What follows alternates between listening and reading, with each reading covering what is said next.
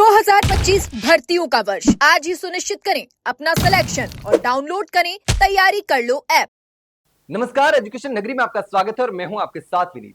राजस्थान में 3 भर्तियों को लेकर लगातार युवा जो है वो सड़कों पर है, लगातार संघर्ष कर रहा है।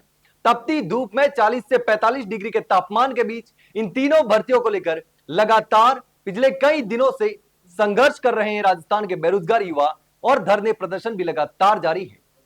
ये 3 भर्तियां हैं, फर्स्ट ग्रेड भर्ती, आरएएस भर्ती और एसआई भर्ती 2021। एसआई भर्ती को लेकर पिछले 50 दिन से ज्यादा समय से शहीद स्मारक पर नागौर सांसद हनुमान बेनीवाल के नेतृत्व में लगातार धरना जारी है। आरएएस भर्ती को लेकर भी लगातार अभ्यर्थी सड़कों पर हैं। पिछले कई दिनों से लगातार अभ्यर्थी आंदोलन कर रहे हैं, धरना कर रहे हैं और सरकार से और आरपीएससी से लगातार एग्जाम डेट को आगे बढ़ाने की मांग कर रहे हैं। आरएएस भर्ती की बात करें तो हाल ही में शहीद स्मारक पर मुख्यमंत्री भजनलाल शर्मा के नाम अपने रक्त से पत्र भी लिखा था और एग्जाम को आगे बढ़ाने की मांग की थी। इसके बाद से लगातार अभ्यर्थी भूख हड़ताल पर बैठे हुए हैं। 5 अभ्यर्थी भूख हड़ताल पर बैठे थे, जिसमें से कई अभ्यर्थियों की तबीयत भी खराब हो चुकी है। इसमें कई अभ्यर्थी हैं जिनको अस्पताल में एडमिट करवाना पड़ा था और उसके बाद भी लगातार यह धरना जारी है।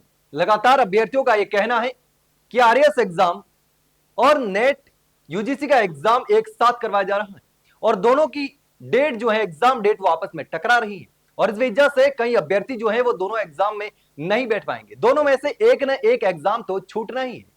तो वो अभ्यर्थी खास करके सबसे ज्यादा परेशान है जो दोनों परीक्षाओं में बैठना चाहते हैं और अगर एक साथ दोनों परीक्षाएं करवाई जाती हैं तो फिर दोनों परीक्षाओं में नहीं बैठ सकते। या तो उन्हें फर्स्ट ग्रेड की परीक्षा छोड़नी पड़ेगी या फिर यूजीसी नेट की परीक्षा छोड़नी पड़ेगी।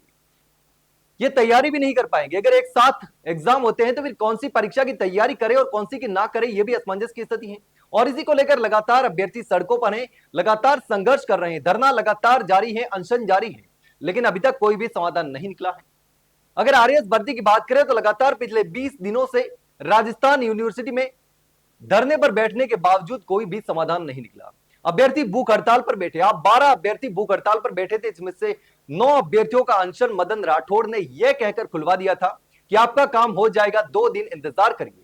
बस आरपीएससी का जो नया चेयरमैन है यूआर साहू, उसके पदभार ग्रहण करने के बाद खुशखबरी आ जाएगी। मदन राठौड़ ने गारंटी दी थी, लेकिन उसके बावजूद भी कोई समाधान नहीं निकला।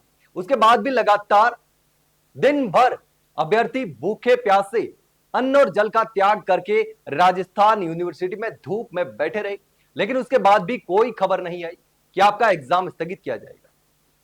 खबर यह आई कि एग्जाम तय तारीख और तय समय के अनुसार ही होगा, यानी 17-18 जून को ही एग्जाम होगा। एडमिट कार्ड जारी हो चुके हैं, लेकिन बावजूद इसके लगातार अभ्यर्थी परेशान हो रहे हैं।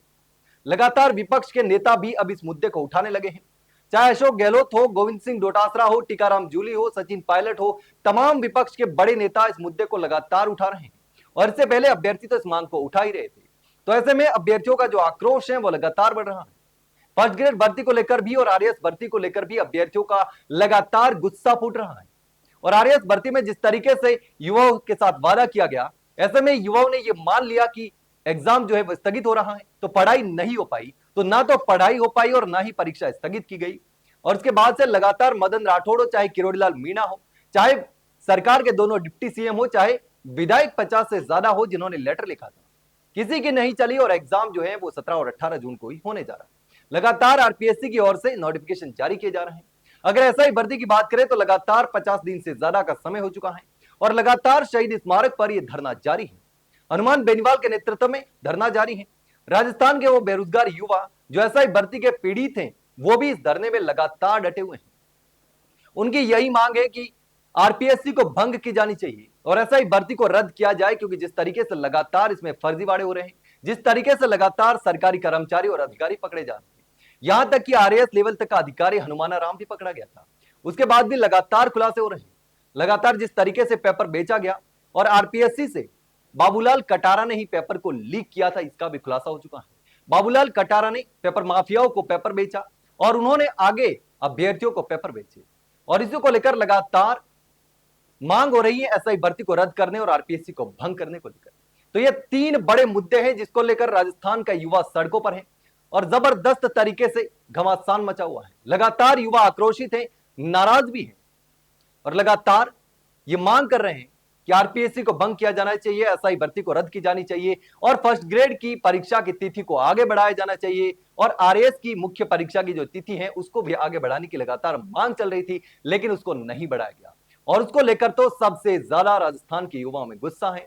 यहां तक कि भाजपा के प्रवक्ता ने भी यह आरोप लगा दिए हैं कि कहीं ना कहीं पेपर को लीक किया गया है, इसीलिए तो पेपर को जो है वो तय समय पर करवाया जा रहा है। इतना लंबा संघर्ष करने के बाद, इतने बड़े आश्वासनों के बाद, सरकार के समर्थन के बाद भी परीक्षा की तिथि को आगे नहीं बढ़ाया गया।